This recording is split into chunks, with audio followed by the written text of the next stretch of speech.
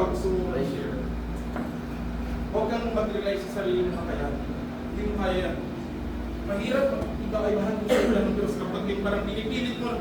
Hindi, gagawin ko kasi marunong na ako eh. Kasi nag-aaral na ako. Hindi ganun. Mag-share ka dahil may guidance ang banal na Espiritu.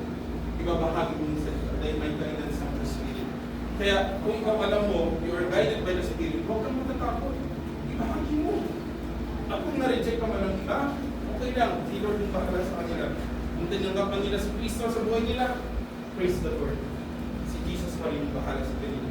So dito no, nakita natin na si Pedro, alam niyo ba si Pedro, palpak kinito.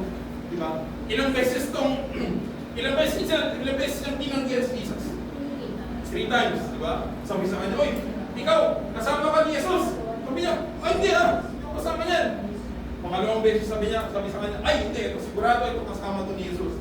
Sabi niya, hindi nga ako kasama sa mga yan, nagalit na. Pangatlong beses, alam ko, kasama ka talaga ni Jesus sa kanilang mga ginagawa. Nagmura nga si Peter. Di ba? Si Peter po.